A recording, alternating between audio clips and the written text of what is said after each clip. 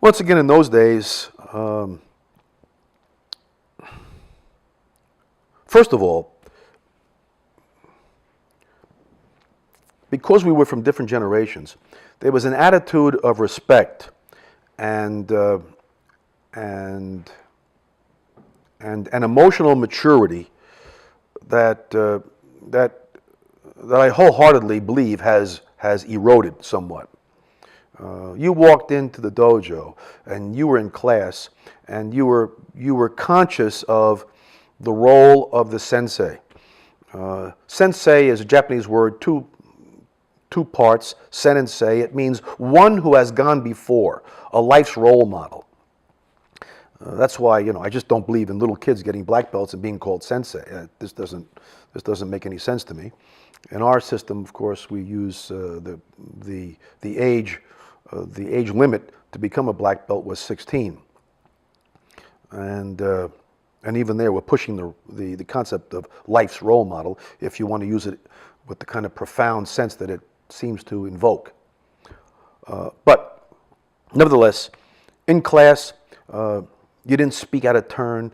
There was no yips, nopes, and stuff. It was always yes, sensei, no, sensei, or yes, sir, no, sir, yes, ma'am, no, ma'am. Well, in those days, actually, there was fewer women training, actually.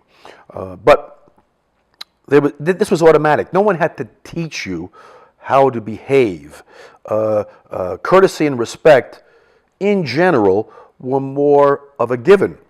Nowadays, we have to have an introductory lesson, a book, and a manual on expressing why courtesy and respect are important. These kind of things can be challenging many times, and for some of us old timers, it can sometimes challenge our patience, and I don't mind admitting that. Especially in the kids' classes, over the years there's been a dramatic change in how kids behave in certain social environments. When we were kids, when I was a kid, you knew that you could behave a certain way in your own bedroom and have to behave differently in the rest of the house, especially when there was company or in mom's living room. You knew that you had to behave a different way when you visited someone, whether it was a friend or aunt or grandma. You knew that you had to behave a different way when you were in school. Today, there seems to be an awful lot of confusion, especially with some youngsters, and teenagers included, on this behavioral stuff. I don't know, perhaps, and again, I can be faulted for some of that, but in the sense of that, I'm maybe old-fashioned, but I personally never believed that my two children needed their parents to be friends. They have plenty of friends. They needed their parents to be parents. I'll never forget what my dad once told me. He says, it's not my job to make you love me. It's my job to educate you, feed you, house you, clothe you, and make you a good citizen who can survive on his own. If I do all that, you will love me. I always thought that was kind of and my dad just had a high school degree, and I thought that was kind of poignant and to the point. It was true. So, this concept, and I say all this because people are always asking me, how was it back then? Well, as if I was in the Stone Age. I guess by comparison, one could, chuckle and compare it that way. But, I came at a time when the martial artists were Bruce Lee and Chuck Norris and Mr. LaPuppet and Gary Alexander and Peter Urban. There was Tiger Kim. There was Morrison and Joe Louis, Superfoot Wallace. So these were the people in those days that were icons to us all. And there's many more. Any names I have not mentioned is just out of. It's a slight that's not meant to be one. But there was many who were really the people that we emulated, that we saw worked hard, developed this the arts were just in their development. Junri and so forth. I remember when you didn't have pads on your feet, you just wrapped them in your hands. And then he invented the gear and things like that. So times have changed, and not all of it's been all the change has been for the worse at all. I mean, there's a lot of good stuff going on. If we had the MMA when I was younger, I think I would have gravitated to that myself. But in the training was different. The students had a different sense that allowed you to spend more time just doing the training and not also being a teacher on general things that normally would have been a given. Again, like courtesy, being prepared, coming in dressed. No one would have ever thought of coming to the school dressed in a gi or leaving in one. That just wasn't done. No one would be leaving the school with a gi not properly folded and carried. The logic was, if you pay attention to little things, seemingly unimportant things, then the bigger things, not just in the dojo but in life, would be automatic. So your uniform, you prided yourself that your uniform, you could be a 20-year-old or a 40-year-old man, you were priding yourself on how well that uniform was taken care of and how well you folded it, because it was an expression of you. And by the way, there's a word in Japanese called intoku. It means loosely, meaning doing good for good's sake, without expecting recognition or reward. Today, of course, we all know, everybody needs stars and checks, and God forbid we use red ink. Everybody needs a trophy. In those days, things were less complicated. It was easy, and you weren't looking for approval all the time. The only one you had to really convince was yourself. It was really, oddly enough, it was egocentric in a positive way. You were really competing with yourself. You were trying to constantly improve yourself. One of my own definitions of the martial arts training is that it's a journey that one takes, seeking personal perfection, knowing in advance that it's an impossible task, but willing to make that journey anyway. And when people ask me, what sustains me, why do I keep on doing it? The journey is not over. I'm not perfect by any stretch of the imagination. As the years have gone past, and I've trained with so many wonderful instructors, and I've been introduced to so many other arts, I realize that it is impossible to do anything but scratch the surface. There's so much to learn, so much to do.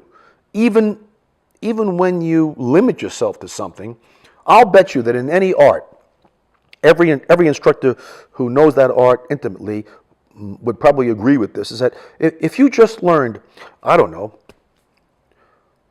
the first 10 moves and a number of stances and strikes and all the variations on those particular 10 moves, and that's all you knew, but you knew them flawlessly, you'd be pretty formidable.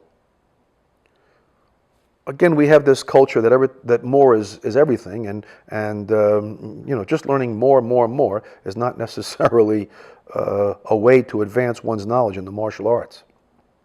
If you can connect the dots and see where learning one thing here enhances the thing that you already have, or builds upon it, or allows you to express yourself in so many other ways, because as you've gotten better, your ability to do so has gotten better, I think that's a good thing.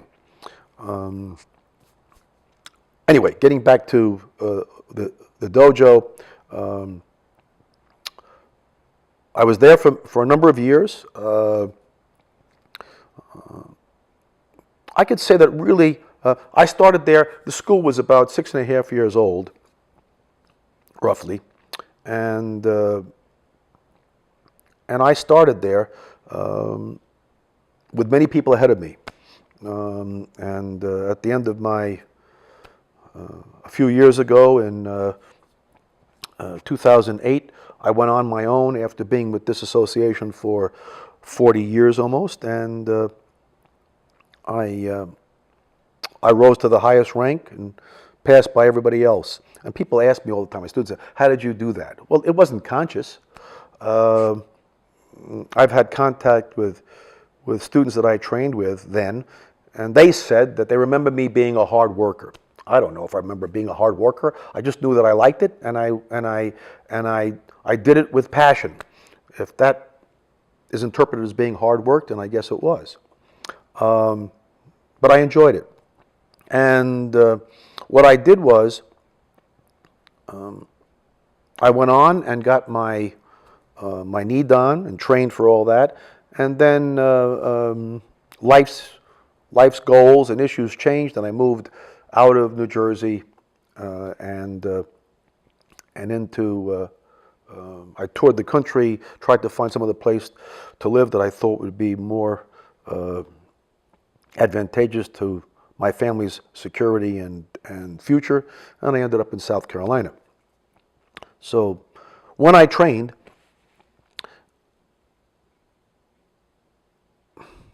in the beginning, when I trained, like most students, like most people, even then, there's an understandable tendency to rate techniques, the efficacy of it, whether it has value to you, whether it's got street credibility, all kinds of things, and we have a tendency to create judgments.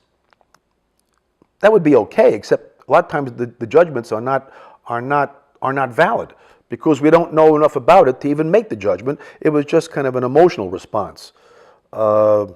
Certainly when I was in my younger years, I didn't want to really discuss philosophy or other things. I just wanted to know how to defend myself and become a little bit more formidable on the street.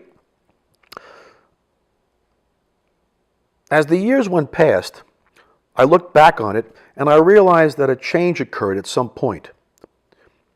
At some point, I stopped being judgmental.